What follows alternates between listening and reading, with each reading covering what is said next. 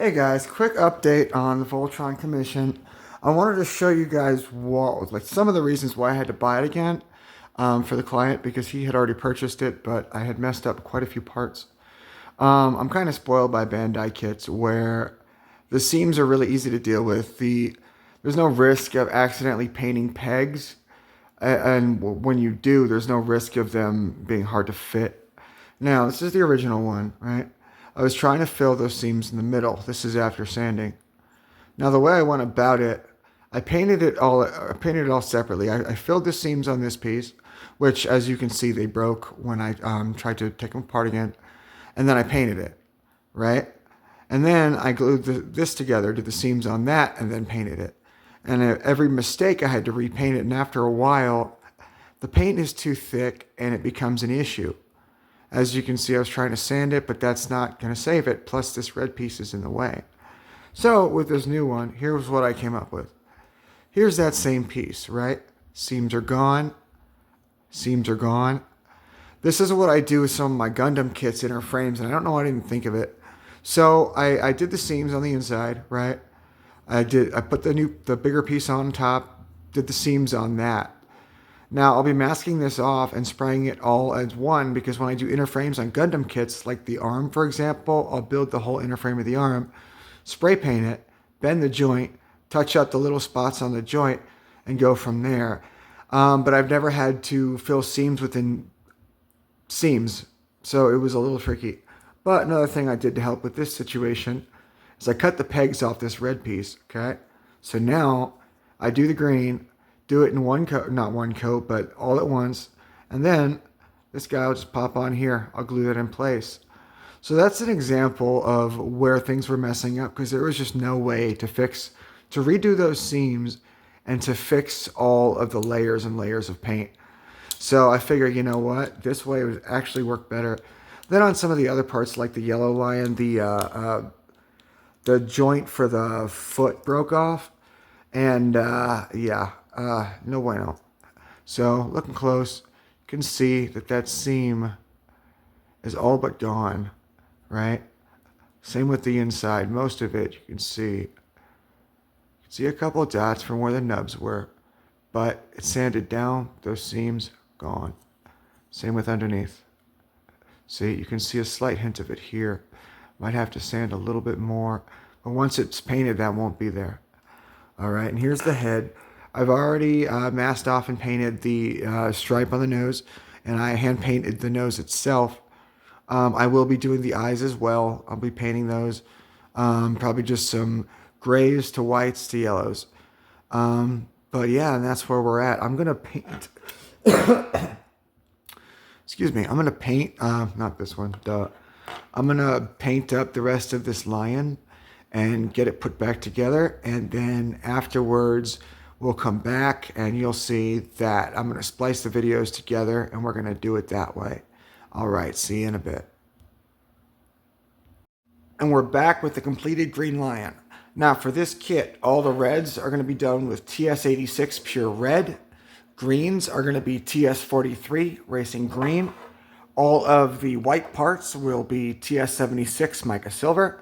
And all of the silver parts will be TS38 Gunmetal. For the eyes and cheeks, we started with Administratum Gray, moved on to Pallid Witch Flesh, and finally, Flash gets yellow.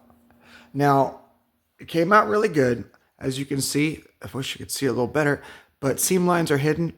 Same with underneath. The only one I did not get was this tiny line here. It was not worth the risk. Now, I have this piece out because it's hard to get in and out, but here we are with it. Here's the face with the painted eyes and cheeks. Came out really good. Now, the only thing inside here, you can't really see it too much, but deep in there, it's scraped. Now, that's because I didn't realize how low the red piece sat, and when I opened it up, it scraped it. But luckily, it's on the inside. Okay? Now, we're going to transform it and get it ready for, when we have the rest of the kit going, and we can, build our Voltron, right? Get that tail in there. Ooh. Okay, right? We're going to have the 4 legs All right, they're going to go back. Okay. All right, same with this guy here. Move it back. In like so. All right. And for the back legs, similar. Slide that in like so. Okay. Other back leg, same. Slide in like so. And here is your shoulder joint. And here we have the green lion. Now, I wouldn't suggest doing it too much, but this part can open and close. In the open position, you have your elbow joint, right? And here, it can pivot on this piece here, right? And then for here, you just have a little more forearm articulation. And when you open it, you might see that tiny little bit of scrape deep in there. Can't see it on camera, but it's in there, all right? And now this is for the hand. Now, with the hand, the lion head can move pretty far around, right? It's a decent amount of articulation, right? And you would pop it in if, you don't want as much articulation. But yeah, sorry, I keep covering it up. But there is the green lion. Oh, let's close it up a little bit more. And there we are. Looks great. Like I said, the seam lines turned out perfect. Can't even really see them. Very happy with it. I think the client's going to be very happy with it. Oops. The yellow came out good. And then here I used metallic black for the nose, by the way. And then here we have the mouth opened up. The weapon will go inside there. And once I get it all built up, I'm going to start doing weathering on this guy. Now, for the battle damage, I'm going to do more on the legs because it's a larger surface, but we are going to do a lot of weathering. But I typically like to see the kit together so I can kind of see it gives me a better look and a better idea of what's going to go where. I wonder, actually, does this fold? No, it doesn't. It does fold this way. Okay.